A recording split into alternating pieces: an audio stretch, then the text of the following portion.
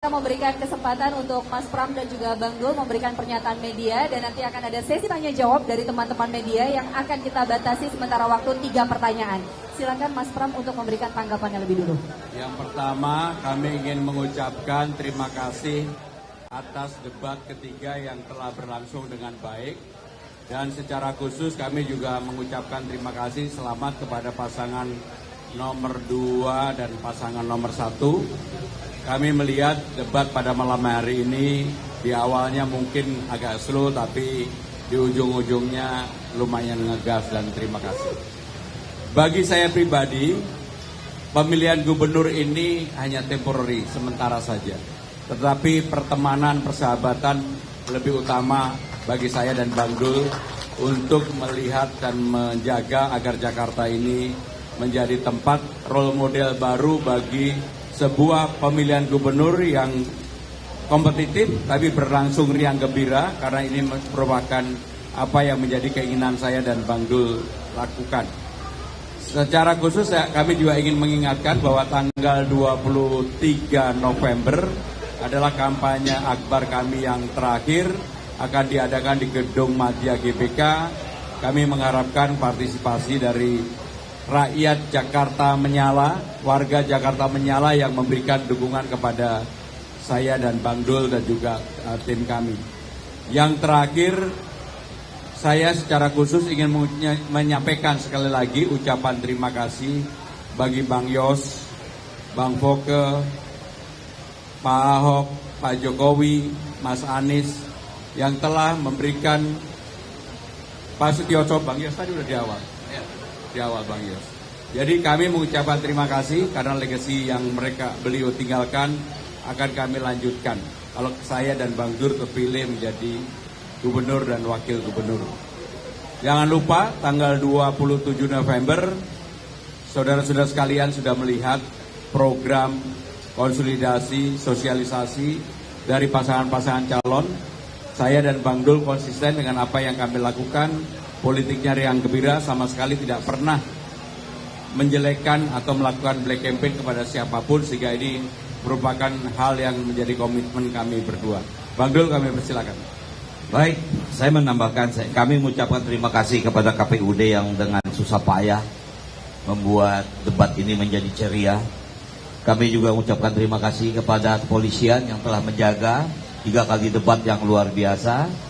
Juga kepada teman-teman media yang telah banyak mengikuti sejak awal dari tanggal 28 Agustus sampai hari ini. Dan selesai sudah debat dan insya Allah kita tinggal punya sisa waktu lagi. Tanggal 23 tadi Mas Pram sudah menyampaikan kita akan melakukan kampanye akbar di Stadion Madya GBK. Silakan datang dan setelah itu kita akan masuk masa tenang. Pada masyarakat Jakarta saya ucapkan selamat berpilkada. Mari kita riang gembira. Karena pilkada ini adalah milik kita bersama. Coblos nomor 3. Terima kasih. Baik, kali ini akan ada sesi tanya jawab dari teman-teman media. Kita batasi sejauh ini 3. Baik, Masnya, boleh disebutkan nama dan juga asal medianya dari mana? Silakan. Assalamualaikum warahmatullahi wabarakatuh. Nama saya Muhammad Noval dari tirto.id. Untuk Mas Pram dan Bang Dul ini kan sudah berkali-kali menyampaikan bahwa akan melanjutkan program dari Pak Ahok sampai Pak Anies. Terkait program penataan kota terkait dengan hunian, itu kan ada salah satu program dari Pak Ahok yang namanya reklamasi. Dan kebetulan program tersebut tidak dijalankan di periode gubernur selanjutnya. Bagaimana komitmen Mas Pram dan Bang Dul terhadap program reklamasi atau penilaian Bang Dul dan Mas Pram terkait program reklamasi? Terima kasih. Hampir semua program tentunya tidak harus dilanjutkan. Kami akan secara selektif melihat bagaimana kemanfaatannya bagi warga Jakarta. Bagi kami, bagi saya dan Bang Dul, manfaat bagi warga Jakarta itu menjadi prioritas utama untuk program-program yang ada. Tetapi kami tidak alergi terhadap itu, karena belum jadi gubernur kami akan pelajari, kami akan melihat persoalan ini, dan tentunya pada saatnya kami akan putuskan. Terima kasih. Baik, pertanyaan kedua, silakan. Dari mana? Malam Mas Pram dan Bang Dul, saya Pandi dari Pos Kota. Mau masih berkaitan sama soal warga kolong jembatan ya, Mas Pram, terkait hunian sih Mas.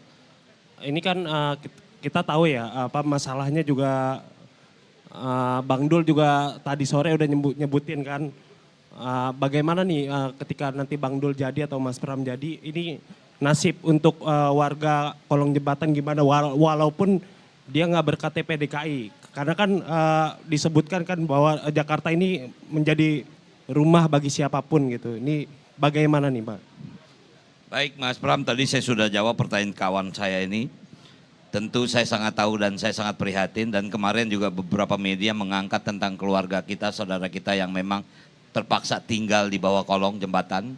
Dan memang saya sangat paham bahwa selama ini mungkin Pemda DKI agak sulit karena mereka tidak mempunyai KTP Jakarta. Tapi insya Allah nanti kalau Mas Pram dan Bang Dul bisa memimpin DKI, kita akan mempunyai diskresi untuk kebijakan itu.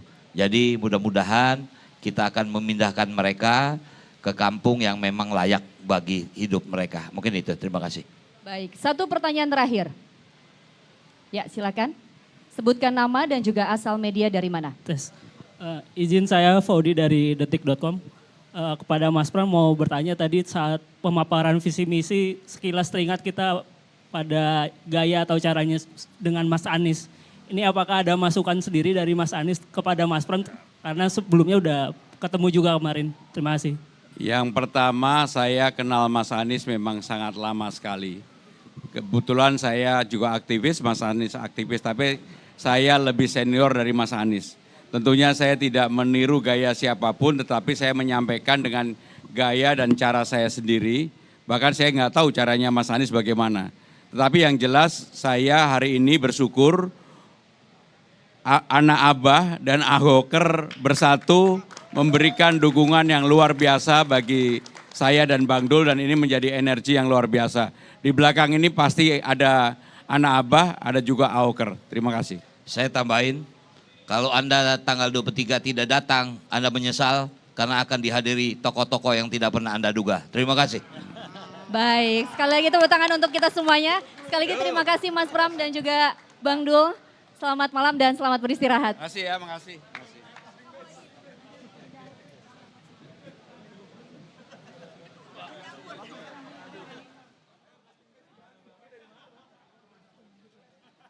Rano Karno yang diemphasize dengan lancar. Seperti apa kemudian ini tanggapannya? Silakan Bang RK terlebih dahulu. Ya teman-teman media, puji syukur alhamdulillah kita sudah selesai debat yang ketiga ya. Badan terasa ringan karena beban sudah lepas.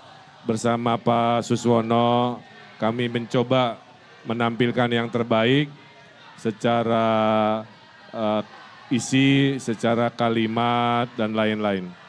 Kemudian kami mengaturkan terima kasih kepada KPU, kepada stasiun-stasiun televisi, kepada seluruh media yang sudah berkenan, Bawaslu juga. Kami juga mengucapkan terima kasih kepada seluruh relawan-relawan, ada 600-an organ relawan, partai-partai pengusung ada 16, kemudian juga ormas-ormas dan semua individu-individu yang sudah membantu dalam kerelawanannya, termasuk kondusif ya situasinya. Terima kasih untuk aparat TNI Polri. Nah kami di sini ingin menyapa lagi warga Jakarta di sisa waktu ini untuk mengingatkan bahwa pasangan Ridho memang banyak programnya ya karena Jakarta memang banyak masalahnya. Dimulai yang paling dasar dulu, kita ingin membangun hunian-hunian terjangkau sesuai tema malam ini ya. Juga meningkatkan densifikasi rumah-rumah existing supaya lantainya lebih banyak sehingga orang yang tinggal di kota bisa lebih banyak. Selain hunian baru di atas pasar, di atas stasiun, ya di lahan-lahan pemerintah, jalan maupun sungai. Kemudian titip kepada para ketua RT yang tadinya hanya 2 juta akan naik 4 juta dengan uang kehormatannya. RW juga sama dari 2,5 juta akan naik menjadi 5 juta dalam bentuk uang kehormatan. Sisanya yang Jumantik, Dasawisma, Posyandu, PKK, LMK, Karang Taruna, FKDM juga akan dinaikkan dari 250.000 sampai 500 ribuan. Semuanya sesuai dengan kebutuhannya akan dinaikkan. Mudah-mudahan ini berita baik. Selain juga tahun depan ibu-ibu Jakarta, bapak-bapaknya bisa nabung karena sekolah gratis di swasta akan mulai dihadirkan. Kemudian kredit tanpa bunga berbunga, tanpa agunan, itu juga akan membuat UMKM di daerah-daerah akan semakin meningkat. Dan yang teristimewa, insya Allah tidak akan ada lagi pengangguran, karena kami sudah siap menghadirkan 1 juta lapangan pekerjaan dengan konsep kota global, konsep ekonomi kreatif, konsep pariwisata internasional. Mudah-mudahan ini bisa dihadirkan sehingga program-program kita luar biasa. Kemudian juga yang ditunggu ibu-ibu, saya titip ibu-ibu ya, tebus murah, sembako murah itu nanti akan rutin sebulan sekali supaya harga terjangkau. Jadi sudah sembakonya murah, sekolahnya digratiskan, kemudian KJP dilanjutkan, anggaran para pengurus wilayah juga dinaikkan, termasuk rumah kita akan renovasi rapihkan, ada anggaran 50 juta per rumah sampai 100 juta, sehingga nanti kampung-kampungnya rapih. Ya, tidak ada seng lagi, tidak ada kardus lagi, semua akan rapi oleh program. Inilah kebijakan dari pasangan Ridho untuk memastikan golongan paling bawah itu kita lindungi, kita bersamai. Nah tentunya juga program nasional ya, Giant Sea Wall Pak Prabowo kita akan sukseskan, kita akan sempurnakan. Juga program makan gratis, bergizi, kita luaskan untuk lansia, untuk ojol di hari-hari tertentu, kemudian juga transportasi dari zaman Pak Jokowi MRT yang sudah sangat baik, kita akan luaskan Transjakarta sampai Bogor, sampai Bekasi, sampai Tangerang, Jaklingko-nya sampai ke ujung kampung dan lain sebagainya. Jadi bisa dibayangkan banyak sekali program-program Ridho yang relevan untuk 5 tahun ke depan. Mudah-mudahan warga Jakarta bisa dengan jernih menyimak. Kami mohon izin untuk memajukan Jakarta sebagai pemimpin. Mudah-mudahan tanggal 27 November ajak tetangganya, keluarganya, semuanya akan menentukan wajah Jakarta yang luar biasa selama 5 tahun ke depan dengan prinsip keadilan dan naiknya kesejahteraan. Kenapa? Karena ke toko sepatu membeli kain, pilih nomor 1, jangan yang lain.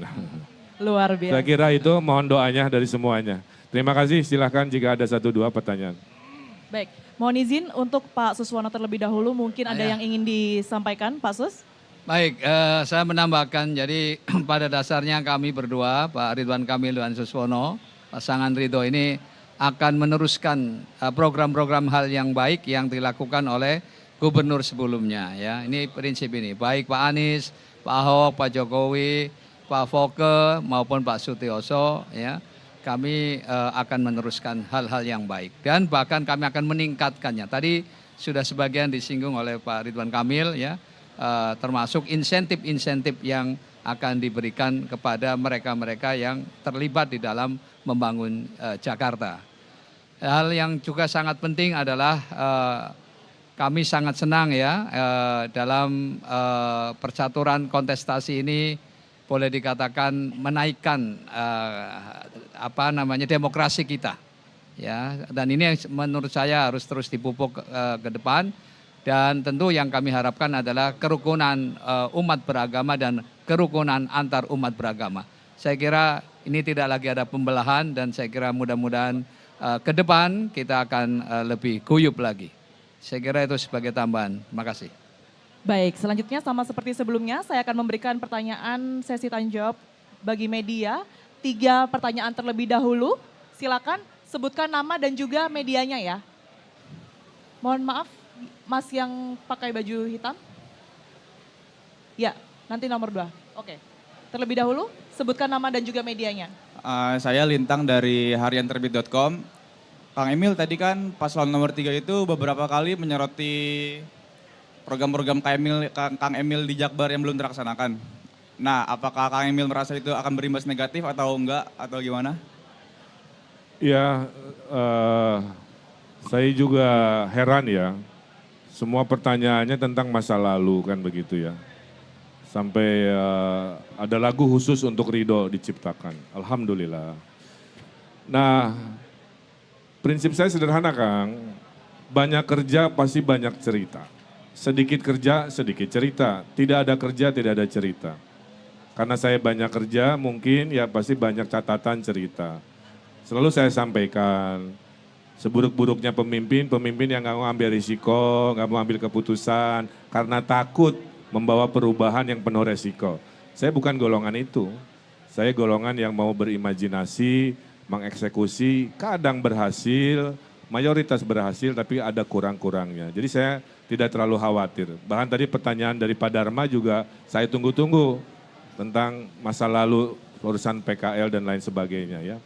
Tapi yang terpenting seperti yang saya sampaikan di closing, kami berdua ini adalah pemimpin Pancasilais ya. Karena Jakarta adalah Pancasila, betul?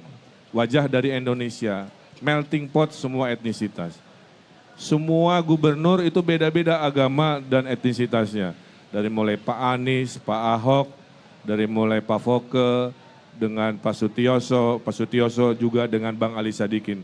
Jadi saya kira kita tonjolkan semangat tadi, pemimpin banyak kerja, pasti banyak catatan, pemimpin yang mengayomi, melindungi semua golongan, melindungi semua agama, itulah kami dalam membangun Jakarta di 5 tahun ke depan. Dalam perjalanan Kang, Mas ya, Bang, pasti ada dinamika ya. Zaman Pak Ahok rame, pasti zaman kami kalau terpilih pun rame. Tapi itulah namanya dinamika pembangunan. Yang penting kita niatnya baik, seperti nasihat orang tua saya tadi kan, jadikan kekuasaan sebagai sarana bukan tujuan ya, dan memberikan manfaat dengan solusi inovasi. Kalau ditanya kok banyak banget programnya, sampai tadi disebut salah satu ya, ya karena Jakarta memang banyak problemnya. Jadi itulah semangat kami betul-betul mencintai warga Jakarta. Makasih. Jadi kami tambahkan, jadi dalam kepemimpinan kami berdua ini pasti aspek keadilan ini yang akan kami dahulukan. Yang kedua adalah kepentingan orang banyak, yang ketiga objektif ya berdasarkan saintifik, dan yang keempat adalah baru peraturan. Jadi dengan demikian pasti insya Allah warga Jakarta akan terpuaskan dengan kepemimpinan kami. Makasih. Baik, pertanyaan kedua, silakan. Izin Kang, saya Edi dari Rakyat Merdeka. Tadi saya lihat debat tadi kayaknya Kang Emil jadi musuh bersama nih, dua pasangan calon. Itu yang pertama, ini gimana tanggapan Kang Emil? Yang kedua, dua-duanya menyatakan bahwa imajinasi pemimpin itu nggak penting. Tapi menurut Kang Emil kan memang visi itu kan harus berimajinasi dulu kan, baru diwujudkan. Ini gimana Kang mengenai tanggapan itu? Ada sebuah buku ya, bisa di Google. Apakah Indonesia?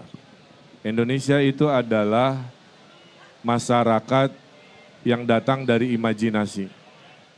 Beda-beda agamanya, beda-beda etnisitasnya, beda-beda kerajaannya. Tiba-tiba mau bersatu dalam merah putih. Itu kalau bukan karena imajinasi tidak mungkin terjadi. Itulah Bung Karno kan. Pemimpin kalau tidak bisa punya visi misi, visi misi itu adalah kumpulan rencana. Rencana kan belum dilaksanakan. Kata lain dari rencana adalah imajinasi.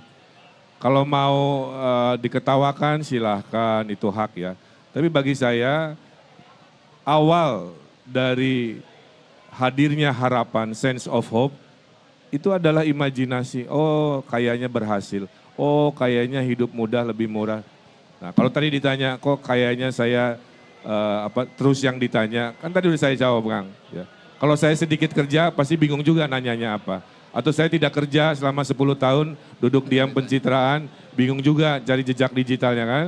Nah, tadi Teras Cihamplas, kan korban dari penggiringan opini, saya jawab. Contoh ya, kenapa sepi? Ya tanya kepada yang setelah saya. Saya bilang ke Pak Dharma kan, dia punya rumah. Pak Dharmanya pindah, pemilik baru nggak ngurusin rumahnya jadi rusak. Terus tetangganya nyalahin Pak Dharma, kan nggak begitu. Nah, jadi Teras Cihamplas jejak karya saya, kalau wali kota selanjutnya itu serius, apalagi nggak ditangkap KPK kan, itu bisa sukses. Jadi harapan saya, semua orang itu harus jernih dalam memberikan pendapat. Tapi susah juga namanya era digital kan. Yang penting sayanya bisa menjawab, meyakinkan seperti pertanyaan tadi. Saya kira itu, makasih. Cukup ya? Satu pertanyaan lagi. Masih. Baik. Selamat malam Kang Emil dan Pak Sus, saya Dita dari JPNN. Kang Emil, tadi terkait topik tentang hunian dan kepadatan kota, Kang Emil mungkin bisa dijelaskan komitmen Kang Emil agar tidak menggusur warga Jakarta untuk membuat hunian. Lalu tadi di dalam, tadi seperti kata Mas sebelumnya kan Kang Emil sempat seperti menjadi musuh bersama, tapi saya lihat Kang Emil juga mode menyerang gitu Kang Emil. Bahkan Kang Emil itu sempat menjindir PDIP dan Pak Ahok sebagai gubernur yang paling banyak menggusur ya Kang Emil ya. Lalu Kang Emil juga sempat membawa nama Pak Anies karena sebelumnya PDIP sempat menolak ide Pak Anies soal hunian yang 4 lantai itu Kang Emil. Mungkin bisa memberikan tanggapan sedikit Kang Emil soal sindiran kepada Pak Ahok dan PDIP. Ya, pertama begini, membahas Jakarta nggak bisa membahas hari ini. Harus membahas sebuah situasi di masa lalu. Makanya Pak Anies muncul dengan legasinya. Makanya Pak Ahok muncul dengan legasinya. Sampai Bang Ali Sadikin. Ya. Jadi saya kira itu hal biasa kepada dinamika-dinamika yang terjadi di Jakarta sebelumnya. Tapi menurut saya yang terpenting itu kan ke masa depan. Kira-kira gitu ya. Ke masa depan, bagaimana solusi untuk Jakarta. Curhatan ibu-ibu, kita akan muliakan sekolah perempuan. Hanya pasangan kami yang divisi misinya nulis perempuan, bikin sekolah perempuan, perlindungan perempuan, paslon lain nggak ada. Berarti kan kita sangat peduli kepada perempuan Jakarta, tidak bisa hanya diurus oleh diri sendiri, kami akan hadir membersamai perempuan. Saya buktikan dengan program-program kepedulian seperti itu. Ya. Kemudian tadi kredit murah dan sebagainya. Nah, kalau saya nanti jadi gubernur, pasti nanti juga oleh gubernur pelanjut saya, pasti akan dikutip juga, oh zaman Pak Ridwan dulu anu-anu. Jadi hal itu biasa-biasa aja. Cuman kan ada korelasinya, Mas Pram dan Bang Rano kan dari satu partai. Bahkan sering ada istilah petugas partai. Berarti kan gaya kepemimpinannya kurang lebih akan sama. Penggusuran itu kan tidak akan mungkin kalau tanpa restu dari partai kan. Ya, jadi logika-logika itu mudah-mudahan secara jernih dipahami oleh pemilih Jakarta. Ya. Dan kami bukan soal gusur-menggusurnya, yang penting itu dialognya. Ya. Dan memberikan solusinya. Saya berhasil merapihkan PKL, tapi saya kasih tempat penggantinya. 8 lokasi PKL zaman saya wali kota, saya rapihkan, dikasih penggantinya, dimuliakan. Ada yang masuk ke mall, saya lobby mallnya. Nah itu yang saya maksud ya, adalah pemimpin harus berdialog, memberikan solusi, bukan asal memberikan satu arah kebijakan. Saya kira itu, terima kasih. Tadi ada program yang belum disampaikan Pak Emil ya, tadi soal menanam 3 juta pohon ya untuk mengatasi problem banjir di lingkungan ya, agar suhu Jakarta bisa turun sekitar 2 derajat Celcius. Yang kedua tadi soal KJP Plus ya akan diteruskan. Jadi karena selama ini muncul ada isu-isu soal akan diputus atau dihentikan. Itu tidak benar ya. Saya kira itu tambahannya yang ada 17 golongan yang akan dibebaskan dari biaya transportasi. Ya, dari mulai Jaklingko sampai ke Transjakarta, LRT, MRT dan seterusnya. 17 golongan. Tidak 15. Baik, makasih. Baik, sudah terjawab ya 3 pertanyaan. Terima kasih banyak Bang Ridwan Kamil dan juga Pak Suswono.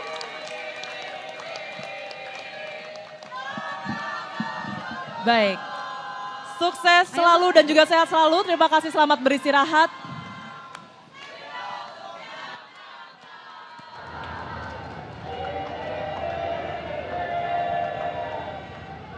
Oke, baik.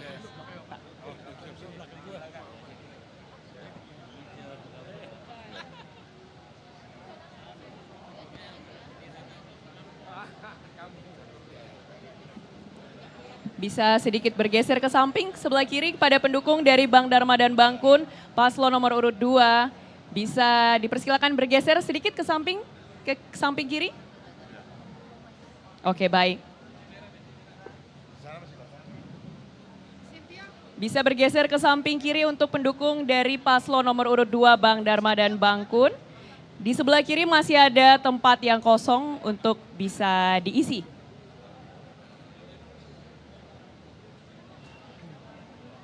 Oke baik, kami ucapkan selamat kepada Bang Dharma dan juga Bang Kun telah berhasil menyelesaikan debat pamungkas sekaligus debat terakhir pada Pilkada DKI Jakarta. Silakan diberikan tanggapan kepada teman-teman atau rekan-rekan media. Mulai dari Bang Dharma terlebih dahulu. Assalamualaikum warahmatullahi wabarakatuh. Salam sejahtera bagi kita semua, selamat malam.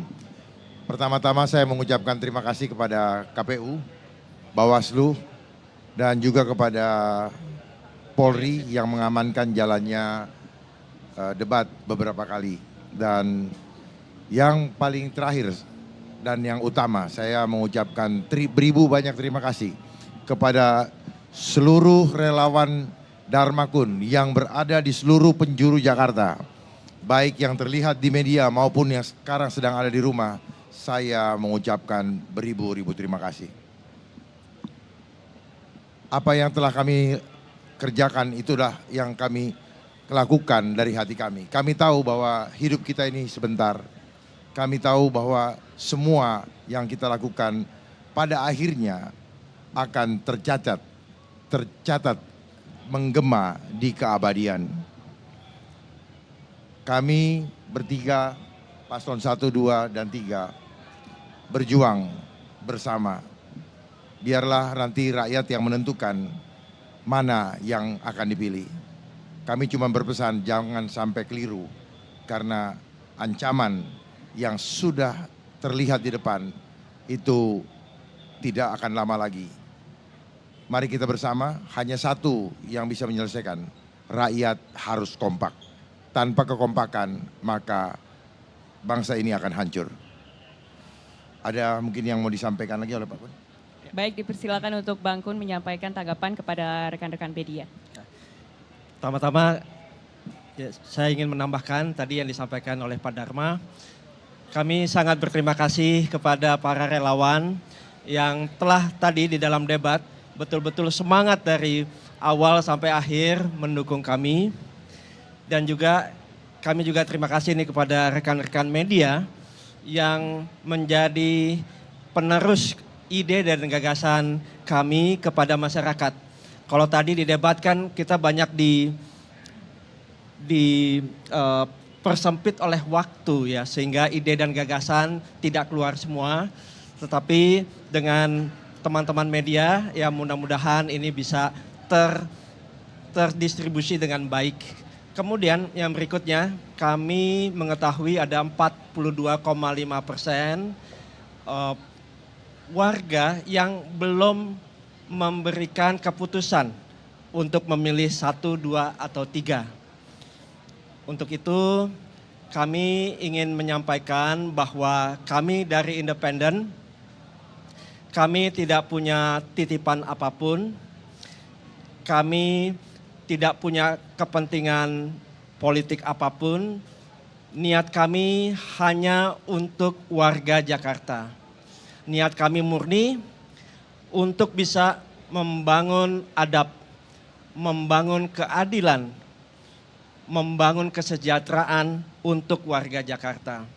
Untuk itu kami sangat mengharapkan Independen bisa membawa perubahan yang nyata untuk Jakarta. Ya. Memang untuk ini kita butuh keberanian, tapi kami meyakini ini pertarungan seperti Daud melawan Goliat, tetapi saya yakin warga Jakarta sudah pintar. Warga Jakarta bisa melihat ini semua. Untuk itu kami mengharapkan dukungan dari warga Jakarta karena ini adalah momen yang tepat ya, untuk membuat Jakarta ada perubahan nyata. Demikian dari saya, terima kasih. Baik, sama seperti sesi sebelumnya kita akan berikan sesi tanya jawab kepada rekan-rekan media. Dipersilakan kita batasi maksimal 3 pertanyaan. Teman-teman yang ingin bertanya dipersilakan untuk menyebutkan nama dan juga asal media. Ada yang mau menyampaikan pertanyaan rekan-rekan media?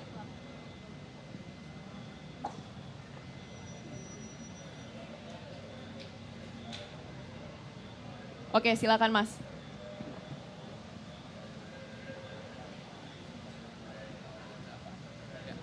Selamat malam Pak Dharma, Mas Kun. Malam. Saya Ardo dari TV One.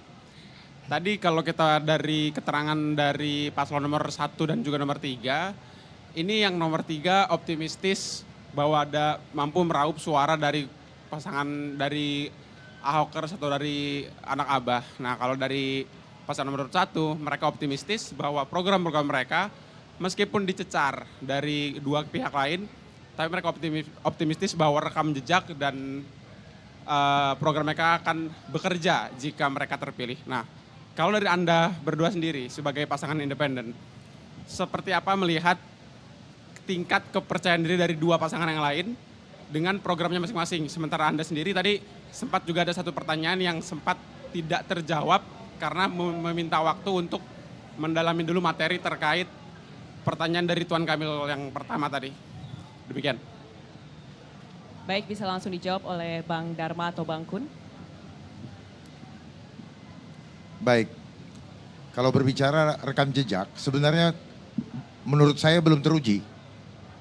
Ya, belum teruji, karena belum pernah diperiksa. Kalau sudah diperiksa baru rekam jejaknya ketahuan. Banyak sekali persoalan-persoalan yang mengambang. Cuman tidak tahu kenapa prosesnya tidak jalan. Kalau sudah diperiksa baru rekam jejaknya jelas. Boleh saja setiap orang punya percaya diri atau keyakinan. Tetapi sebenarnya pertanyakan dalam hatinya, sungguh-sungguhkah mereka berjuang untuk rakyat? Sungguh-sungguhkah mereka berjuang untuk melindungi rakyat? Atau hanya untuk mereka, kelompok dan keluarganya? Kita lihat, selalu dari latar belakang yang bukan independen, apa yang terjadi selama ini? Mereka semua membuat regulasi yang mengencet rakyat. Kita tadi berdiskusi tentang hal-hal yang menjadi warisan-warisan daripada pendahulu-pendahulu yang diusung dengan latar belakang bukan dari independen. Ya, tetapi saya tidak bisa menyalahkan kalau memang masyarakat masih penuh dengan pragmatis, tapi tanpa memahami esensi dari apa yang sedang diperjuangkan. Rakyat selalu mengeluh, tetapi rakyat juga selalu terhipnotis, terperdaya dengan berbagai macam janji-janji yang diberikan. Tetapi berulang lagi persoalan itu berulang lagi. Dan setelah itu nanti buang badan, itu yang kami perhatikan. Kami maju bukan karena dari politisi, karena kami melihat ancaman jiwa yang terjadi di depan. Kita lihat bersama ketika pandemi COVID-19, dalam waktu dekat lagi ada pandemi lagi, virus X, dananya sudah turun.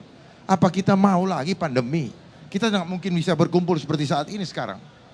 Dan akan didenda 500 juta per orang. Undang-undang macam apa ini? Kenapa saya maju? Ini bukan masalah kesehatan, isu kesehatan. Ini bukan masalah bagaimana obatnya, ini masalah politik. Jadi dengan cara itulah kami mencoba berjuang untuk melindungi bukan diri kami aja, keluarga kami, ada ayah kami di sini, ada saudara-saudara kami, ada teman-teman kami, dan Bapak Ibu sekalian yang ada di hadapan saya. Jangan dipikir nanti kalau itu terjadi terus kemudian tidak banyak yang PHK, akan semakin banyak yang PHK. Bahkan reporter pun akan dikurangi, karena apa? Ada artificial intelligence. Mari kita tahu bersama. Ada yang bertanya tadi dari TV One. TV One sendiri sudah ada AI, betul? Lalu berapa banyak lagi nanti yang mau di PHK? Mari bersama-sama. Jangan mentang-mentang jadi wartawan, harus berani menyuarakan bersama-sama dengan kami. Saya mengajak seluruh wartawan dan seluruh yang ada di sini. Mari bersama kita berjuang untuk Indonesia. Kita akan lakukan perubahan nyata. Tidak hanya sekedar meliput berita, tapi meliput berita untuk menggaungkan Indonesia sedang tidak baik-baik saja. Dan Jakarta yang 65% uang beredar juga sedang tidak baik-baik saja. Mari kita kembalikan Jakarta agar Jakarta maju, rakyatnya makmur. Lihat saja bagaimana produk impor sudah membanjiri Jakarta. Apa rekan-rekan tidak sadar itu? Bahwa itu tujuannya untuk menghancurkan produsen lokal. Dan akhirnya banyak yang PHK. Kalau sudah banyak PHK, pedagang pun akan mati suri. Bahkan tidak bisa bangkit lagi. Apalagi dengan regulasi-regulasi yang ada. Apalagi dengan aplikasi temu, di mana konsumen bisa berhubungan langsung dengan pabrikan yang ada di Cina. Berapa banyak lagi? Kenapa kita biarkan ini yang disebut dengan agenda asing merebut kekuasaan, merebut kedaulatan bangsa tanpa perang, karena perang biaya mahal. Mereka sudah cerdas. Mari sama-sama saya himbau kita bersama untuk betul-betul memikirkan ini. Mari kompak, jangan egois, jangan cuma mikirkan diri kita, pikirkan orang tua kita, pikirkan saudara kita, pikirkan anak cucu kita nanti yang akan mengalami persoalan-persoalan yang lebih parah lagi dari yang kita alami. Saya hanya menghimbau, pilihan terserah kepada hati nurani kita masing-masing. Tapi kalau masih punya hati nurani, pasti Bapak Ibu paham bahwa kami berjuang bukan sekedar untuk kepentingan kami. Bukan menjadi gubernur yang terpenting, tetapi apa? Bagaimana saya berjuang untuk memperjuangkan hak tolak bagi rekan-rekan semua ketika nanti dikejar-kejar untuk divaksin dan akan didenda 500 juta rupiah. Mau? Terima kasih. Oke, baik. Terima kasih untuk sesi tanya jawabnya kami cukupkan untuk malam hari ini. Cukup untuk di satu pertanyaan saja karena kita akan melanjutkan ke sesi konferensi pers dengan Komisi Pemilihan Umum. Terima kasih kepada Bang Dharma dan Bang Kun. Selamat melanjutkan aktivitas dan beristirahat.